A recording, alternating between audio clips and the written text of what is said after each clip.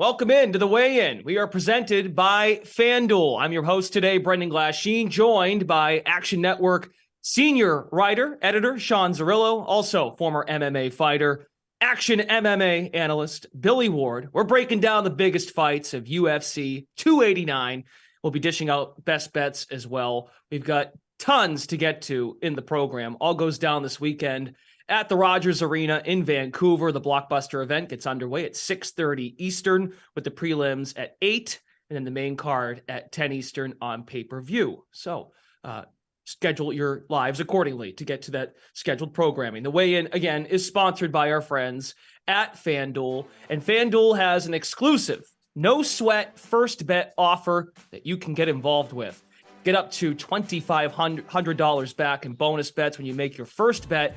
Terms and conditions apply. Again, up to $2,500 back in bonus bets when you make your first bet. So thank you, FanDuel, for getting us up and running here at the weigh-in. As we normally do, we'll get to props, we'll get to underdogs, the fight of the night, the co-main event with Oliveira and Dariush. That's a good one to look forward to. And then also our best bets. We start, as we normally do, with the main event here on the weigh-in, the Bantamweight Championship. Amanda Nunes takes on Irene Aldana.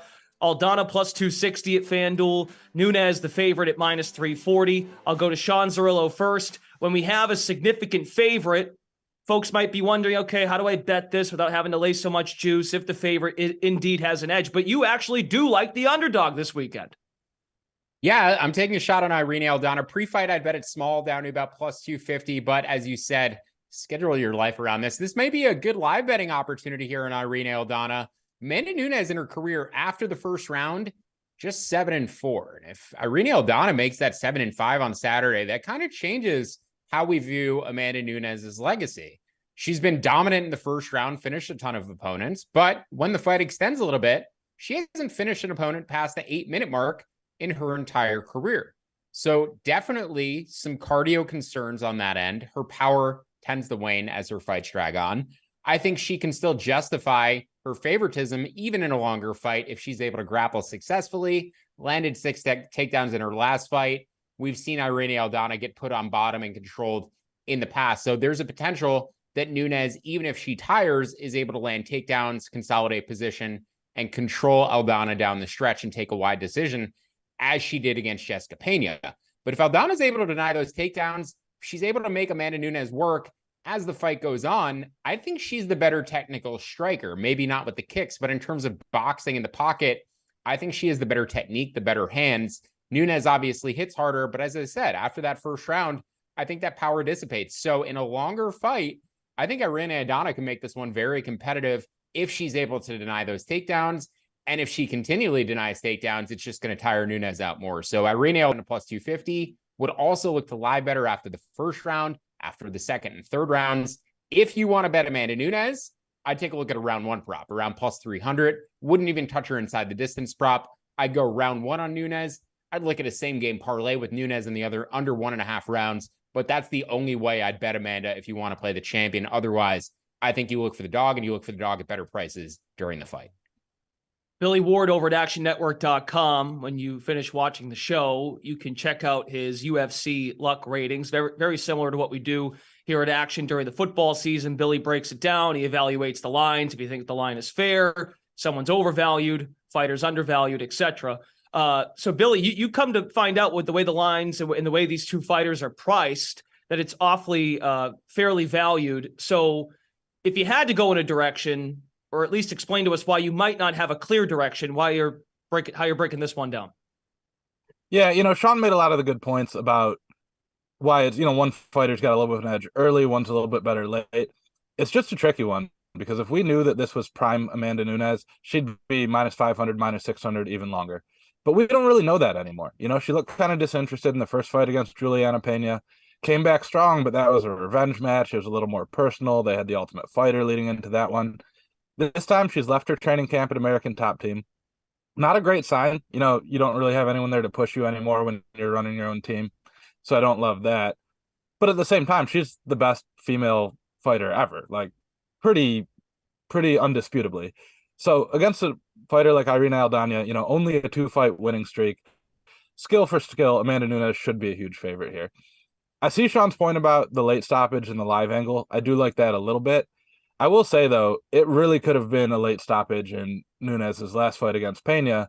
Just the refs let Pena take a tremendous beating down the stretch. That one probably should have been stopped in the 4th or 5th round. So it's not like her cardio is terrible. I'll agree that she's not as dangerous late in the fight, but it's not like she's, going to totally gas out and be useless late in the fight. I like Sean's I thought point. that was the best her cardio looked in quite a while, actually. So, it takes a little bit of staying out of the reasoning why I like Aldana, in addition to the fact that Aldana also coming in here on short notice, took this fight just a month ago after Pena was injured. So, that evens up the cardio a little bit. But if she can deny takedowns, as we all know, denying that wrestling is going to exhaust the person trying to wrestle. So I think that's the key to the fight. If she can deny takedowns, I think it changes the dynamic. Consecutive stoppage wins for Aldana. 4 of the last 5, she's taken the victory. No, and to add to Sean's point about that, on FanDuel, we've got the split round prop. So you can bet on Nunes in 1, 2, or 3. I don't have the odds on that right off the top of my head. That might be a way to play it just because you get some of that 2nd, 3rd round equity in there too, but a much better line than the inside the distance when we don't think she's going to get a stoppage in 4th or 5th. Okay. I am surfing right now. We'll try and grab that maybe later on before we recap, but we do have a parlay coming as well. So stay tuned for that. I didn't tease that off the top of the show. So there's your main event breakdown. Zerillo likes the dog, Aldana, and also the potential to live bet the main event, and Billy is going to pass. So there you go. There's your breakdown. Moving on. Grind and find. Let's find some underdogs. Let's talk underdogs for UFC 289 going down in Vancouver. Considering, Zerillo, that you like the dog in the co-main event, I'm curious if you just think underdogs in general on this card are appealing. No, I only have 2 money line bets on this card. One is Irene Aldana. That's a smaller bet. The other is Jasmine Jasudavicius at around plus 250. This fight is the likeliest fight on the card to reach a decision. It's minus 330 to go to a decision. That's a little over 75% in terms of implied probability. So fights that go to a decision, generally more competitive, and fights that are expected to go to a decision, same reasoning. But also, even though Miranda Maverick might have a striking advantage here, Jasmine is just the bigger fighter, 4 inches taller, 3-inch reach advantage. So that length will even up some of the difference in technical striking. And I think Jasmine also has a path to getting takedowns in top time here. Maverick has a 44% takedown defense at the UFC level. She's accepted bottom position, accepted being on her back, which is basically just accepting a lost round at that point, especially if there's enough time left in the round. So I expect a close and competitive fight that is likely to go 15 minutes. And by the way, Jasmine Jasudavicius is the Canadian fighter. So anything that she's doing is going to be getting the reaction from the crowd. We've seen wonky judging in the UFC. I absolutely think you can take some stabs on split decision props here, whether you're betting Jasmine by split or either fighter to win by split. I think that's very likely scenario or outcome in this fight. But at plus 250, I think Jasmine Jasudavicius is certainly going to outfight her price tag and make this a much more competitive bout. Billy, where are you looking for an underdog?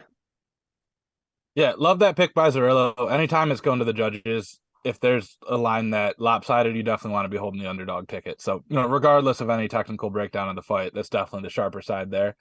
But I'm looking at your boy, Eric Anders, despite the terrible nickname.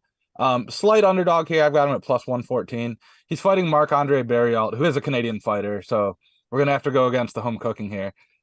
I just see a huge power and grappling advantage for Barriault, right? Or for Anders, I'm sorry. Anders, former Division I football player, gets a lot of takedowns in many of his fights, has a tendency to kind of wear himself out if he can't hold you down. But Barriault, not a great grappler, defensively especially. And then as long as it stays on the feet, Barriault's the better technical striker, but Anders is going to land the bigger, heavier shots. We've seen so much with judging lately that just landing the heavier shots or the shots that look bigger, look more violent, goes a long way towards that. Plus, when you factor in the extra power, he's got all the stoppage upside. So I really like Anders early, especially. I think, he needs to finish it or at least win the opening couple of rounds. If he dominates round 1 or round 2 and we can get a huge price tag on Barriault, I'll probably hedge out of this one live just because I do worry about Anders' cardio. But I think he's going to do some damage early at the very least. And then you've got 2+ money tickets going on. Won a national title in 2010 with Alabama. You can go find Colin Wilson to find out what his snap count was back in 2010. Colin, love you, mean it.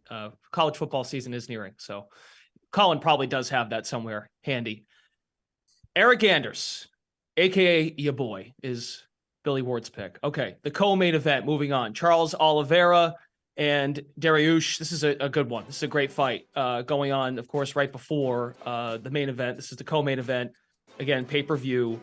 So a lot on the line in this one, Zerillo. One of the best fights in a while now here for UFC. Oliveira had his nice run, kind of snapped recently, had 11 consecutive wins, got halted last fall. Where are you at on this fight? Oliveira, a slight underdog at plus 124 at FanDuel. Yeah, I think if Dariush gets the win here, probably gets a title shot. If Oliveira gets the win, probably does not get an immediate rematch with Islam Makhachev, but certainly will get another big money fight, whether it is Conor McGregor or otherwise. But I like Charles Oliveira to win inside the distance here. I don't really get the discrepancy between his money line at around plus 125 and his finish prop at plus 200. Even at some books, it's closer to plus 170. I made it around plus 160, essentially just taking that plus 125 money line, right? I think if Charles wins, he wins inside the distance 85% of the time. For his career, 30 of his 33 wins inside the distance. That is about 91%. He's only gone to decision 3 times, so he generally does get finished too, even when he loses. And I think a finish is very likely in this fight. The finish line is juiced up close to minus 250, minus 300 in some spots. So very likely one of these two gets finished. They both are a bit fragile. I think vulnerable to getting knocked out, absolutely. But they both have lethal submission skills as well. I just think Charles's submission offense is more likely to get him submitted, actually, because he's so aggressive in pursuing submissions of his own. He ends up leaving himself vulnerable. Beneil has a very good, calm style, a very measured style to try to combat Charles's aggressiveness and his toss that he puts on opponents. Other guys like Gaethje, Poirier have not dealt as well with that chaos. Michael Chandler too. I think Beneil is going to be pretty measured in this fight, but sometimes it doesn't matter because Charles is such a lethal finisher. So made his finish line, as I said, closer to plus 160, love it at plus 200, would bet it down to about plus 170. I think the market has his finishing probability closer to about 75%. I'm probably closer to about 85 or 90%. Billy, Oliveira's last loss to Islam Makhachev. I'm not sure how much of that fight you can use to pivot onto this one here for Dariush being the opponent, but how do you assess this co-main event? Yeah, honestly, I think you can look pretty heavily at that. Okay. Dariush has a very similar style to Islam Makhachev. He's got great grappling, probably underrated striking. I would say Makhachev has a little bit worse striking than Dariush. I think Dariush is more competitive in that realm. Makhachev, obviously the better grappler, but it's not as far as most people think. We tend to think of Dariush as a wrestler. I was looking back. I didn't even realize this before, a week or so ago. He won jiu-jitsu world titles at blue belt, purple belt, and brown belt before giving up the grappling scene to fight full time. And that's probably not enough that he's going to submit Charles Oliveira, but it's probably enough that he can avoid being submitted. So that just gives a lot of flexibility to Dariush here, because if the striking is going his way and he's beating up Charles Oliveira, Oliveira's not going to take him down. Then that's when Charles Oliveira likes to play possum, pretend he gets hurt, try to lure you into his guard. Dariush doesn't have to follow him, but if he does, he can probably stay safe and win some minutes. And then if, Oliveira is getting the better of the striking, wouldn't shock me at all to see Dariush get a takedown, control him a little bit on the ground, let Oliveira go for some of those, really aggressive submission attempts that put him out of position. Makes it easier both to win rounds and pick up a finish. So just given the similarities to Makhachev and then the high-level grappling credentials that should keep him safe, I think the money line on Dariush is pretty solid. I get Sean's point that it's probably going to be a finish. Feels a little bit riskier on the Dariush side to try to pick a finish, though, just because he has a pretty clear path to winning minutes, controlling him on the ground. If I was betting Oliveira 100%, you got to take the inside the distance line. I can see the angle on Dariush, but for now, I think the money line's probably the safer play on his end. No, I agree with Billy's assessment. I think Dariush probably the more confident minute winner. Like he said, the fact that Charles sort of like fakes these knockdowns and lies on his back, that's horrible optics for judges. If he's going to intentionally make it look like he was knocked down just to try to encourage Dariush to maybe jump into his guard. So yeah, poor optics from Charles towards winning minutes. I think lends Dariush being the better money line side, but the discrepancy between Charles's finish odds and his money line is why I went with that angle. So I think either approach is fine. Also, Dariush by decision, I think there's some solid value in that prop as well. And that strategy from Oliveira has been great against, the big name fighters he's fought. Guys like Chandler, Gaethje, Poirier, hyper aggressive, really hunting for the knockouts and the finish. Those guys will dive right into your guard and probably get themselves submitted. Dariush, a little bit calmer, a little bit more measured, as you pointed out. I just think stylistically, he probably knows better and also has the submission defense to stay out of trouble there. Billy, let me ask you this. Let me put you on the spot. What would the price have to be if you wanted to come back on Oliveira? Do you have a number in mind? Or on a money line? Yeah. That's a hard question because his money line should be his inside the distance prop. Like if those are more than plus 200. Right. If those are more than 10 cents apart, I can't see myself betting the Oliveira money line at all. Like even 10 cents, somewhere in there. So I'd probably play him if it got to close to that, plus 180 or something. I just don't see how we can project a Charles Oliveira decision win under any circumstances here. Yeah, I think at most there should be a 20 or 30 cent difference between his money line and finish prop, but currently at 75 cents, it's way too wide. Yeah. Healthy back and forth on the co-main event. Similar Great points. Great fight. Great fight. Great banter between the two of you. And Billy, I mean, I don't want to put words in your mouth, but I think this is a fight that Billy doesn't even have to bet and he would still watch it. There are fights that you don't like to watch and bet on, but this is the opposite. And this is one, and I hate when this happens, but I've never wanted both fighters in a fight to win as badly as I have in this one. Like, Dariush has deserved a title fight for like 3 fights now. Oliveira is super fun to root for. Like, I wish they could both win. Obviously, that's not how it works, but yeah. Betting aside, I'd be rooting for both of them. With my bet in, I'll be rooting for Dariush. Before we get to best bets, Victory Predictory, our favorite props on the board for UFC 289 in Vancouver. Zerillo, of course, there's a lot to pick apart when you explore FanDuel. There are so many options when it comes to props. Which one jumped out to you? Yeah, the pricing on Chris Curtis versus Nasruddin Imavov. Billy will talk more about this fight in a minute, but the goes to decision prop I thought was a bit short. I made this closer to 62%, so I like it up to minus 150. I think it has come up a little bit since I bet it last night, but I would still bet it all the way up to minus 150 at just a 2% difference between where I projected it and the actual market, even at that number.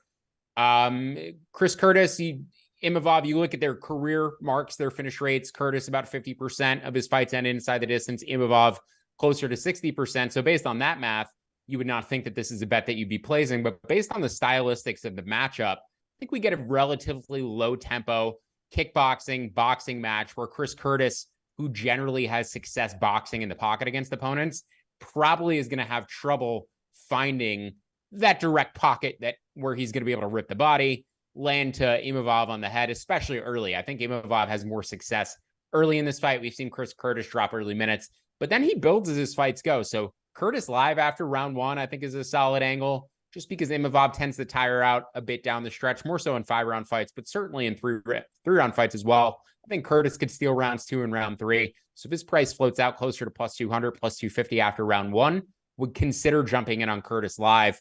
But by and large, I expect a competitive striking match. Don't think Imavov is going to have much success if he tries to grapple, because Curtis has shown excellent takedown defense. But I do think Curtis, especially in the bigger octagon, is probably going to be chasing Imavov around, trying to land something on him, as Imavov can play the range game. He's just a bit taller. I know the reach difference isn't that much, but in terms of his leg kicks, it probably is a bigger difference in terms of his ability to reach Curtis from the outside. So moderate low tempo kickboxing match, fight to go to decision, to minus 150. For those of you that might be new to UFC betting, that reads in FanDuel decision, no bet. That price now is at minus 166. So we'll see if that comes down. Maybe you missed your window. Who knows? But something to keep in mind. Billy, favorite prop on the board. Yeah, Dan Ige by knockout at plus 180, only because there's no market to bet on this fight to be the fight of the night, which it is almost certainly going to be. Dan Ige, nickname is 50K. That's because he gets so many bonuses fighting Nate Landwehr. I believe 3 or 4 straight performance of the night or fight of the night bonuses on his side. But it's just a terrible stylistic matchup for Landwehr, right? So Landwehr comes forward, kind of just guns blazing, kill or be killed, all gas, no brakes, as Sean said earlier. But terrible defense. He takes over 5.5 significant strikes per minute, and he gets knocked down or hurt or wobbled in almost all of his fights, but he's managed to get away with it by recovering so fast and then having just excellent cardio, which is cool and all until you fight a guy with the striking skills of Dan Ige. Both of Ige's last 2 wins have been knockouts. might have the best pure boxing in the featherweight division, or arguably the UFC right now. Huge power, shorter guy, but uses that extremely well. He cuts off the cage well. He's really good at generating power in close spaces. He can kind of dirty box you, and he knocked people clean out with almost no windup on a couple different occasions, which is just horrible for Landwehr. And Ige has the experience that he's going to jump on that and not let Landwehr recover and not let him off the hook. I'm going with the knockout prop here, but I also like inside the distance just because I can see a scenario where Ige hurts Landwehr, tries to hit him, realizes he's just punching a brick wall, and then secures a choke to finish him that way too. It's close. Those lines have kind of bounced back and forth on which one seems like the better value at any point, but definitely Ige inside the distance or Ige by knockout is how I'm playing this one. And as you noted in your luck ratings write-up, Ige 4-0 in fights that end inside the distance, just 4-5 when the judges are involved. Again, more on that. Check it out. Action Network app, actionnetwork.com. Billy's got a whole breakdown of that fight as well. Okay, before we go, as we normally do, best bets, inside joke. If you listen to the podcast, Action Network podcast, sometimes we just call these final bets because in theory, every bet is a best bet. But Sean Zerillo, you do indeed have a best bet. Yeah, same fight Billy was just talking about, Dan Ige versus Nate Landwehr. I think this pace is going to be absolutely nuts. Nate Landwehr doesn't really care about winning fights. He wants to win that fight of the night bonus. He probably gets more for the fight of the night bonus than he gets for his win bonus if he's on a 20-20 contract or something like that. Hope he's getting paid more than that at this point because Nate Landwehr has absolutely put on a show every time he's in the octagon. Doesn't have the best chin, seems to get knocked down in every fight, but has incredible recoverability. He's one of these guys that even when the ref stops it, he's still like, no, I'm fine. And as he's falling over, trying to get back up. But I think Dan Ige is going to hit him really hard and really clean and hurt him really bad in the first round. Nate does not move his head. I don't like Ige's boxing quite to the degree that Billy does. I think he's been outboxed by guys like Calvin Kattar and, shown that there's a discrepancy between the levels, but also this is a big jump up in competition for Nate Landwehr relative to the guys that he's been fighting too. Has fought all over the world, fought a ton of good guys in M1 Global in Russia, but relative to Dan Ige, who's fought top 5 level talent at the UFC level, this is a jump for Nate Landwehr. I think he gets hit hard. I like Ige inside the distance because Ige 5 knockouts, 5 submissions. I think he could hurt Landwehr and then probably look for a club and sub against the guy who seems to just be the Undertaker gif and rises back from the dead every time you hurt him. But the fight overall to end inside the distance at minus 135, when I was just taking a look at this card, I said, oh my God, that's going to be minus 200, minus 250.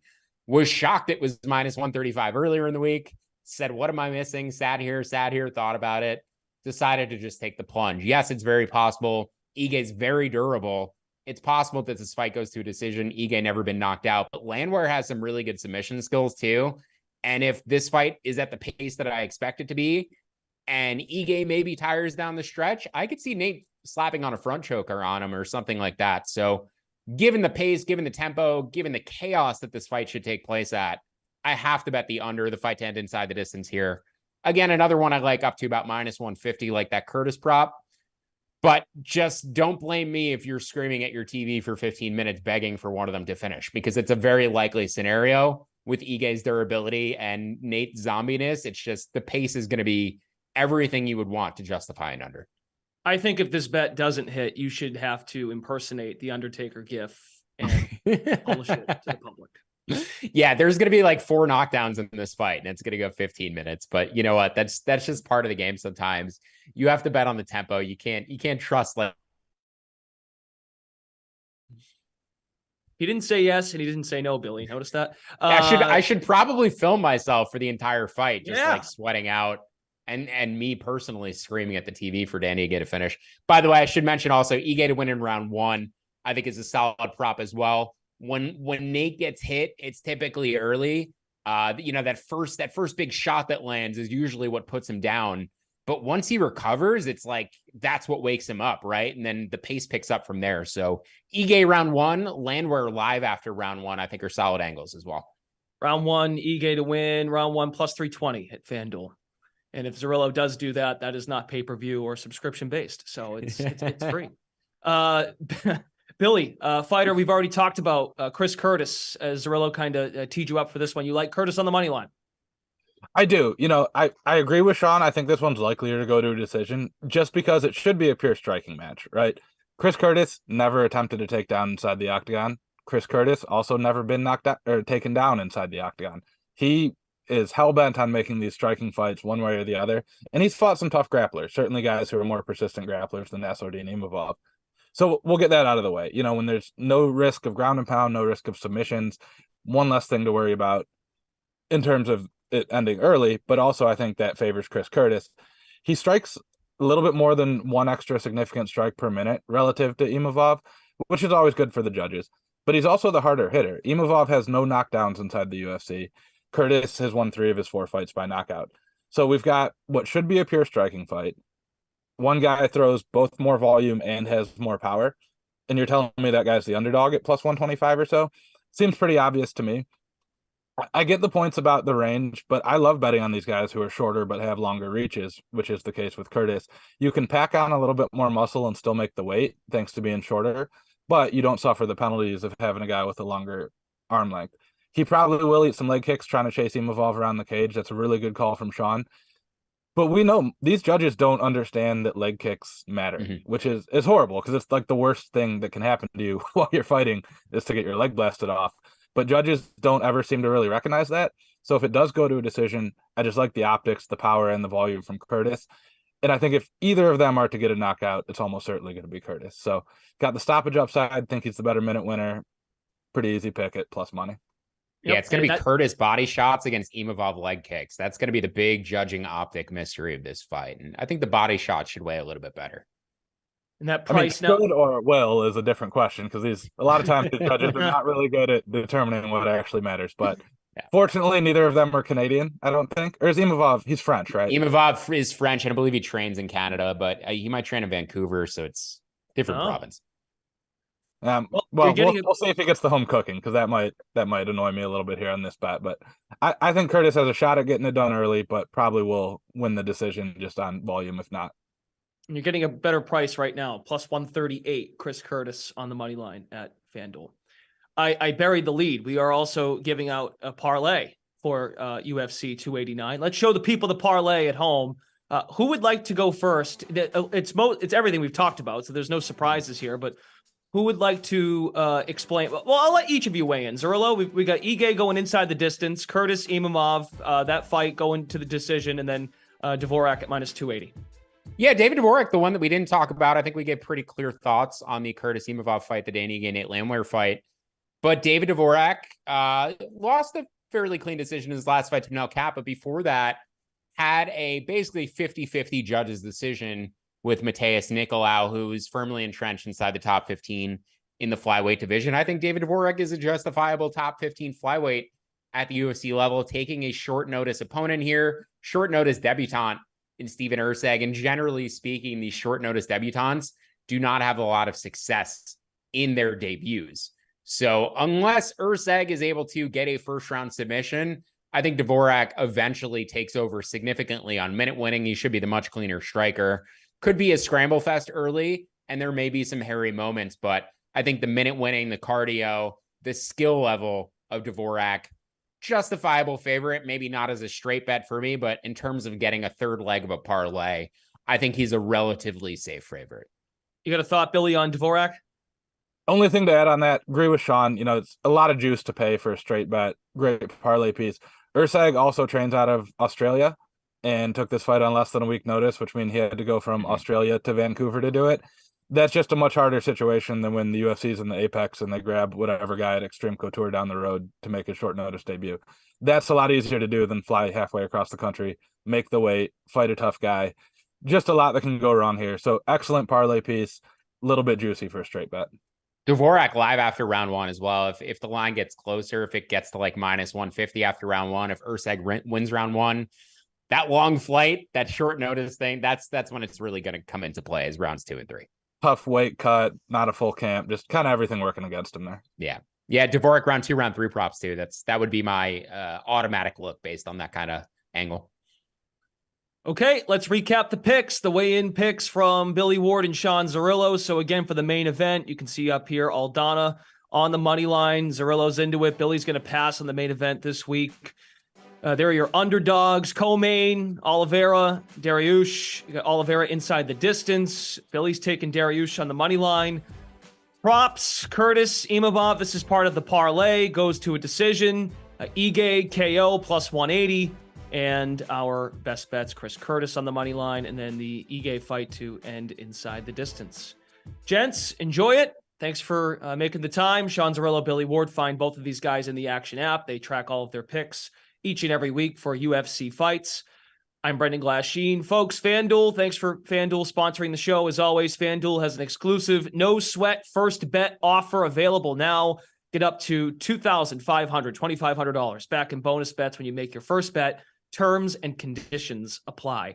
Make sure you tune into the fights tomorrow night, 8 o'clock start, to see how the picks play out. Stay up to date with everything in the Action Network app, where you can watch and track the bets that you like at the same time. Thanks for tuning in to the weigh-in presented by FanDuel. Best of luck to all of you, and talk to you all again real soon.